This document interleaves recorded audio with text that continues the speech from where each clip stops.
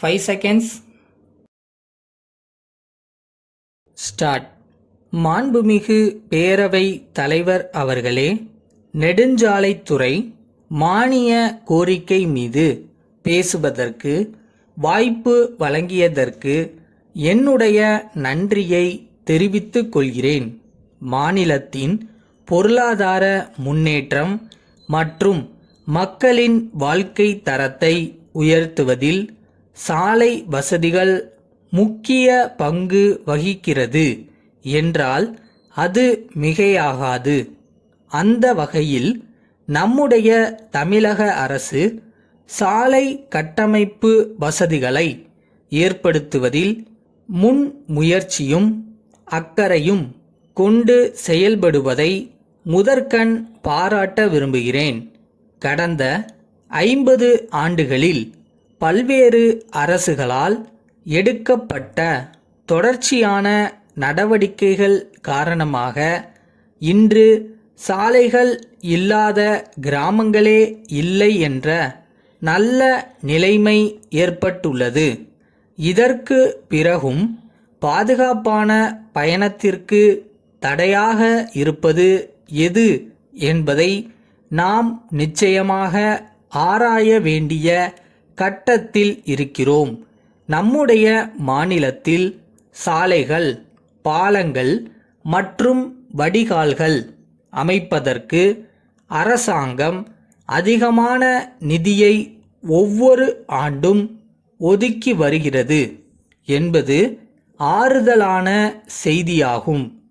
இருப்பினும் வீட்டை கட்டிவிட்டு அதனை பராமரிக்க தவறுவோம் என்றால் வீடு தன்னுடைய பொலிவையும் அழகையும் இழந்துவிடும் என்பதை நாமெல்லாம் நன்கு அறிவோம். ஆகவே போடப்படும் சாலைகள் தரமாக இருக்க வேண்டும் என்பது இன்றியமையாததாகும். எனவே சாலை பணிகளை மேற்கொள்ளும்போது அவற்றை கண்காணிக்க வட்டார அதிகாரி ஒருவர் ஈடுபடுத்தப்பட வேண்டும் என்று இந்த நல்ல சந்தர்ப்பத்தில் நான் கேட்டுக்கொள்கிறேன். தற்கால நிலைமையில் சாலை பயணம் என்பது பெரும்பாலும் பொழுதுபோக்கு அம்சமாகிவிட்டது. எனவே பயணம் இனிமையாக அமைய வேண்டும் என்பதில் நாம் அனைவரும் ஆவலாக இருக்கிறோம். பயணத்தின் போது இடையில் ஓய்வெடுப்பதற்கு வசதியாக சாலை ஓரங்களில் ஆங்காங்கே தரமான தங்கும் விடுதிகள் அமைக்கப்பட வேண்டும் என்பதை குறிப்பிட விரும்புகிறேன். மழைக்காலங்களில் வெள்ளப்பெருக்கெடுத்து ஓடும்போது போக்குவரத்து தடைபடுவதும் வாகனங்கள் வெள்ளத்தில் அடித்துச் செல்லப்படுவதும் ஆண்டுதோறும் வாடிக்கையாகிவிட்டது. இதனால் உயிர் இழப்புகளும் ஏற்படுகின்றன. எனவே இத்தகைய ஆபத்தான இடங்களை அடையாளம் கண்டு வெள்ளத்தால் சாலைகள் பாதிக்கப்படாத வகையில் தேவையான இடங்களில் சிறு சிறு பாலங்களை கட்டித்தர வேண்டுமென்று கேட்டுக்கொள்கிறேன். நகர்ப்புற சாலைகளில் 2 சக்கர வாகனங்களை ஓட்டுபவர்களுக்கும் பாதசாரிகள் நடப்பதற்கும் தனியாக பாதைகள் அமைக்கப்பட்டுள்ளதை நாமெல்லாம் அறிவோம். ஆனால் கிராமப்புற சாலைகளில் இது போன்ற வசதிகள் செய்யப்படாமல் உள்ளது. இதனால் விபத்துக்கள் ஏற்படுவதை நம்மால் தடுக்க முடியாமல் உள்ளது.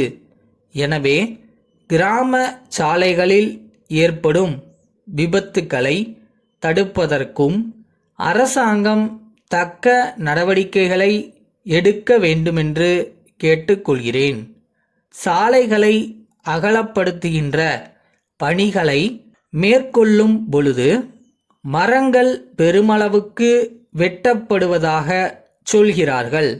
அங்கெல்லாம் புதிய மரங்களை வளர்த்து தமிழகத்திலே பசுமை புரட்சியை ஏற்படுத்த வேண்டுமென்று கேட்டு அமர்கின்றேன்.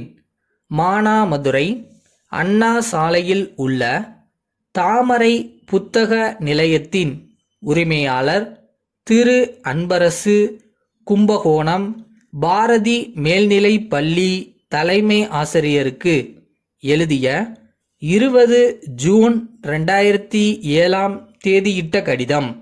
அன்புடையீர், தங்கள் கல்விக்கூடம் கடந்த பல ஆண்டுகள் போல இந்த ஆண்டும் 10 மற்றும் 12ஆம் வகுப்பு பொதுத் தேர்வில் மாவட்டத்தில் முதலிடம் பெற்றுள்ளது குறித்து மகிழ்ச்சி அடைகிறோம். தற்போது புதிய கல்வி ஆண்டு தொடங்கியுள்ளதால் 6ஆம் வகுப்பு முதல் 12ஆம் வகுப்பு வரையிலான பாடப்புத்தகங்கள் மற்றும் நோட்டு புத்தகங்களை மாணவர்களுக்கு பள்ளி நிர்வாகத்தின் சார்பில் வழங்குவதாக அறிகிறோம். சுமார் 30 ஆண்டுகளாக மானாமதுரையில் சிறப்பாக இயங்கி வரும் எங்கள் புத்தக நிலையத்தில் அனைத்து புத்தகங்களும் எழுதுபொருட்களும் உள்ளன. நாங்கள் பள்ளிகளுக்கு அளிக்கும் 10% தள்ளுபடிக்கு மேலாக தங்கள் பாரம்பரியமிக்க பள்ளிக்கென 5% கூடுதலாக தள்ளுபடி அளிக்க தயாராக இருக்கிறோம் என்பதை தெரிவிப்பதில் மகிழ்ச்சி அடைகிறோம். தங்கள் ஆணை கிடைத்த 10 நாட்களுக்குள் அனைத்து பொருட்களையும் வழங்கிட உறுதி அளிக்கின்றோம். தங்கள் உண்மையுள்ள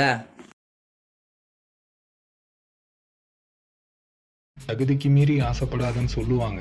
ஆனா என்னோட கனவு தகுதிக்கு மீறியதாவே இருந்துட்டு போட்டோம். அதுக்காக அதை நான் விட்டுருவேனா?